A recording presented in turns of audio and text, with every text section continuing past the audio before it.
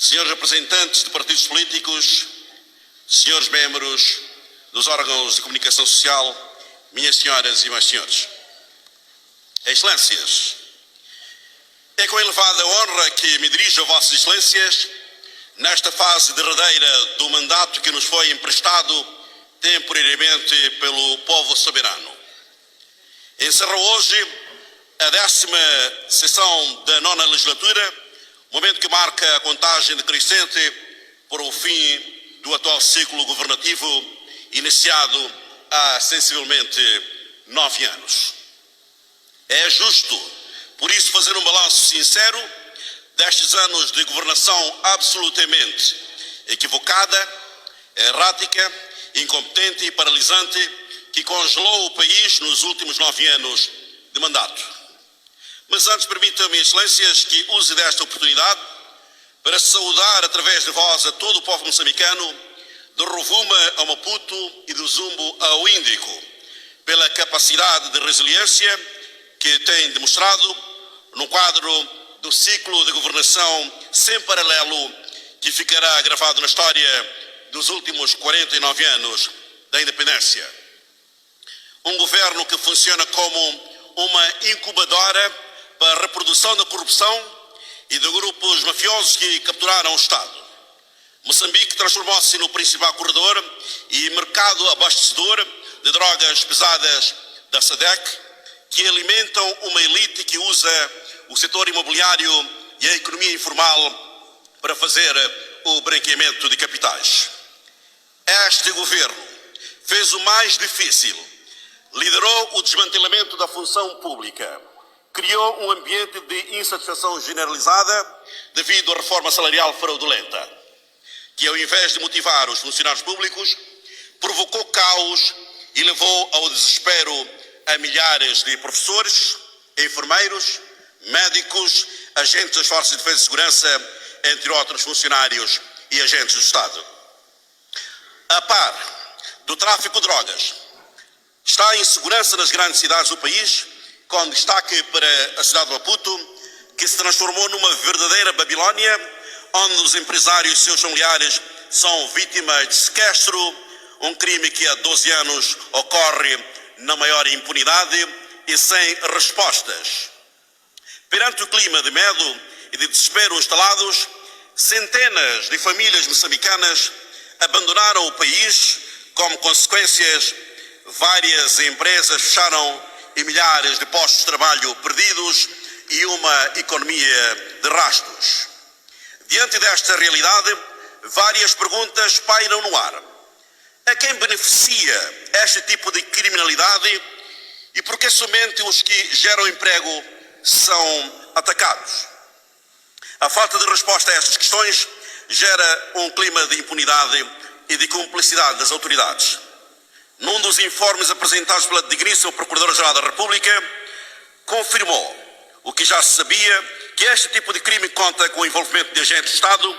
Pouco ou nada foi feito para desativar estes criminosos entrincheirados na polícia, no Cernic, na Procuradoria e nos tribunais. Ontem ouvimos com grande preocupação a confissão de rendição e incapacidade do comandante-chefe das Forças de Defesa e Segurança liderar um combate sério contra a onda de raptos no país.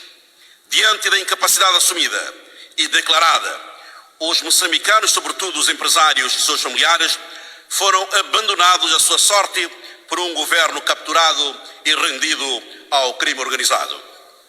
Ao assumir que este tipo de criminalidade está longe de ser resolvido, é, na verdade, a emissão tácita de um certificado de incompetência às Forças de Defesa e Segurança e é revelador da vulnerabilidade do sistema securitário do país e manifesta falta de vontade política de erradicar este mal.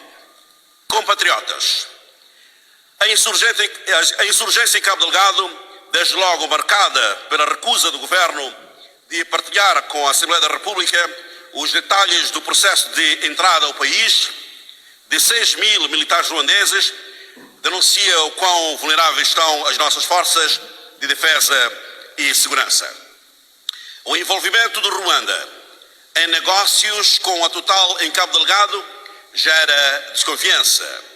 Circulam na imprensa nacional e internacional informações segundo as quais o Ruanda vai encaixar 20 bilhões de dólares, dinheiro suficiente para equipar as nossas forças de defesa e segurança. O acordo entre a Total e as empresas ruandesas representa um custo que vai ser pago pelo Estado moçambicano. Excelências, quando este ciclo de governação iniciou, apesar de emergir da fraude eleitoral, os moçambicanos deram o benefício da dúvida e acreditaram nas palavras proferidas no ato da tomada de posse, que se resumiam na seguinte frase: "No meu coração cabem todos os moçambicanos." Fim de citação.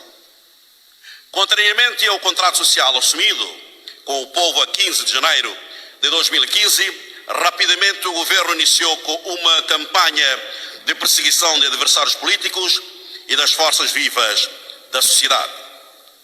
A política de desmantelamento do Estado, da desmoralização dos funcionários e agentes do Estado, do enfraquecimento da autoridade das forças de defesa e segurança, com a sua submissão às tropas estrangeiras ou a grupos de mercenários, abriu uma grave crise na segurança das pessoas e bens. Os raptos são hoje a montra visível deste desgoverno que reina neste país. Não há ordem, não há autoridade, não há comando. Os criminosos privatizaram os agentes das forças de defesa e segurança, através dos quais sequestraram à luz do dia ou sequestram à luz do dia empresários e seus familiares. Não tenhamos ilusões. Só com empresas e empresários fortes é que seremos capazes de gerar emprego e riqueza neste país. Infelizmente, ao invés de defender os verdadeiros empresários, o governo parece ter abandonado estes à sua sorte. A consequência dos raptos está à vista de todos. Um país sem segurança não é atrativo para investimentos. Ninguém nesta magna sala está em condições de dizer que estamos a falar a verdade. Apenas aqueles que, submersos na realidade paralela, podem vislumbrar um Moçambique diferente deste que aqui estamos a radiografar. Ouvimos ontem o mais alto magistrado da nação dizer que o país cresce economicamente e a nação caminha resiliente rumo ao desenvolvimento sustentável. Fim de citação. Qualquer cidadão sabe que o país encontra-se mergulhado na mais profunda crise económica. As pequenas e médias empresas estagnadas. Nos últimos 9 anos, as províncias não recebem fundos de investimento. O país está endividado até ao limite e os jovens não têm emprego nem habitação. A corrupção atingiu níveis praticamente impossíveis de controlar. Há roubos em todo lado, incluindo nas forças de defesa e segurança, conforme vimos recentemente um anúncio de mais de 52 milhões de meticais roubados no Ministério da Defesa. É dinheiro que foi parar nos bolsos de alguns, contribuindo negativamente para a capacidade operacional das nossas forças.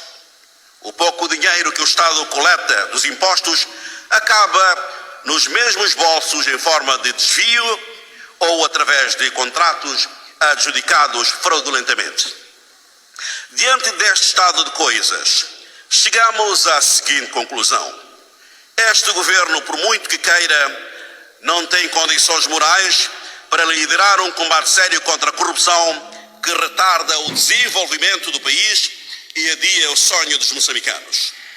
A teia de corrupção que engoliu o Estado é uma demonstração inequívoca da proliferação de corruptos e denuncia a podridão na administração pública e o nível de promiscuidade entre gestores de topo do Estado. Há que dar ao César o que é de César. Este regime merece um lugar no Monumento aos Heróis Nacionais, porque é dos poucos no mundo que tem mais corruptos por metro quadrado e com impressões digitais em tudo que é negócio do Estado. Por isso, mais uma vez, insistimos na pertinência de um Tribunal de Contas como condição para combater a corrupção, julgar as más práticas na gestão do erário público e desalojar os corruptos do Estado.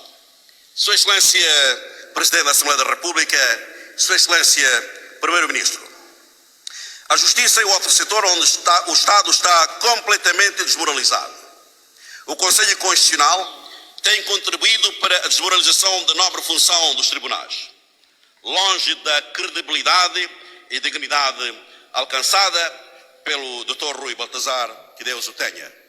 O Conselho Constitucional, nos últimos 10 anos, transformou-se numa correia de transmissão de vontades políticas, ridicularizando a Constituição e a lei.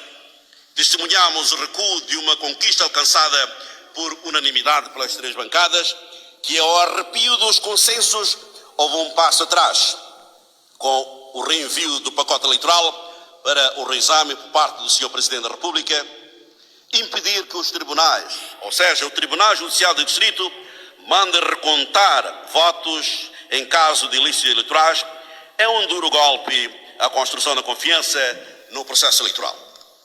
A bancada parlamentar do MDM distancia-se do plano de subalternização dos tribunais judiciais do Distrito. Defendemos a manutenção da versão aprovada por consenso pelas 3 bancadas parlamentares e enviada ao Presidente da República para promulgação. A lei aprovada por consenso assegurava a intervenção em primeira instância dos tribunais judiciais de distrito, cabendo o Conselho Constitucional intervir em última instância. Excelências, acresce a este fato a completa inoperância da Procuradoria-Geral da República ou dos tribunais superiores, quando estão em causa interesses de gente bem colocada no poder. Os barões de droga têm acesso e proteção das mais altas esferas do poder. Figuras de alto escalão do governo e das forças de defesa e segurança são citadas como sendo amigas de indivíduos há muito sinalizados com o tráfico internacional de drogas. Este é o país que o atual ciclo de governação deixa para o próximo governo. Um país mais pobre, deprimido, miserável e à beira de uma grave explosão social. Ninguém mais aguenta as condições e o custo de vida. Compatriotas, um país que não produz comida para o seu povo é um país adiado. Moçambique continua longe de alcançar as 3 refeições que só cabem no imaginário dos governantes. A tão propalada fome zero não passa de retórica para manipular o povo. O sustenta é mera propaganda. Avultadas somas em dinheiro investidas deviam ser destinadas ao fortalecimento do setor familiar, para a produção de produtos essenciais, para o abastecimento do mercado nacional e, por conseguinte, alimentar as famílias. O que testemunhamos ao longo dos anos foi o mau uso do dinheiro, porquanto alimenta o mesmo esquema clientelista e de distribuição de dinheiro aos amigos e camaradas. O país continua a importar tudo, incluindo hortícolas. Tomamos conhecimento que o Governo pretende estabelecer cotas nos mesmos moldes como fez com feijão boer, em outros produtos como arroz, frango, óleo alimentar, milho, farinha de milho, trigo, farinha de trigo, açúcar e outros produtos alimentares. Esta pretensão do Governo deve ser travada, deve ser impedida, por tratar-se de um expediente de fim de mandato que visa abocanhar tudo, através da criação de monopólios, quer na importação, quer na exportação, para prejudicar a economia e as famílias moçambicanas. Ao longo dos cerca de 10 anos de ciclo de governação, prestes a findar, testemunhamos a degradação da qualidade do setor da educação, como resultado da péssima qualidade dos manuais, atraso na distribuição de livros escolares, das turmas numerosas e das precárias condições de trabalho dos professores, aliado às dívidas resultantes das horas extraordinárias. Nenhum país do mundo pode alcançar índice de desenvolvimento humano com uma educação miserável. A pauperização do setor da educação faz parte da agenda de governação dos últimos 49 anos. Relativamente ao setor da saúde, assistimos nos últimos anos a degradação acentuada, chegando ao seu ponto de faltar medicamentos básicos nos hospitais, o desmantelamento das farmácias públicas, a falta de reagentes e outros consumíveis hospitalares, enfim, um sistema de saúde abandonado à sua sorte. Por outro lado, é incompreensível que num país como o nosso sejam contratados apenas 24 médicos, quando formamos mais médicos por ano. O mesmo acontece com o setor da educação, que tem contado com um número insignificante de professores contratados enquanto prevalecem turmas numerosas. A iniciativa presidencial Um Distrito, Um Hospital não passa de uma medida que tinha em vista o desvio de dinheiro público a partir de esquemas fraudulentos de adjudicação de empreitadas aos amigos, porquanto não faz sentido que tenham sido gastos milhões de dólares para construir edifícios, elefantes brancos, que em nada servem ao povo, enquanto testemunhamos a falta de medicamentos um pouco por todo o país. O país e o mundo testemunharam com tristeza os casos mais flagrantes da miséria no setor da saúde. A falta de gesso, de chapas de raio-x nos hospitais, mau atendimento que tem resultado em mortes, roubo de bebés nas maternidades e outras irregularidades que colocam em causa o setor da saúde. Perante o desmantelamento dos setores sociais mais importantes, a incompetência declarada com as sucessivas greves dos médicos e professores, é curioso que nenhum ministro tenha sido demitido.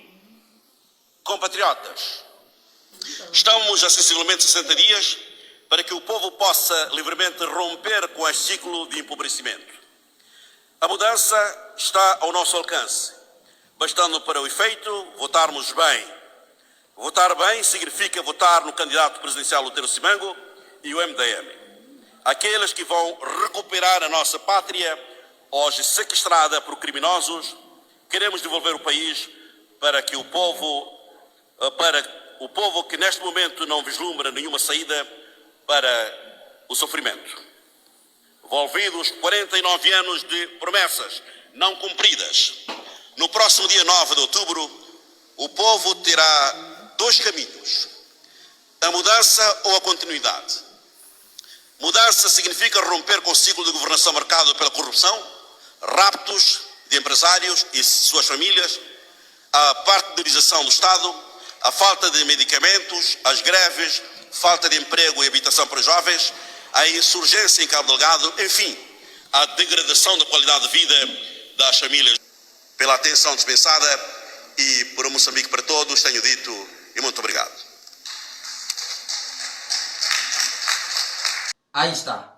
Peço para que subscreva aqui no canal e, por favor, partilhe o vídeo com amigos e familiares, deixe o seu like e, por que não, também o seu comentário.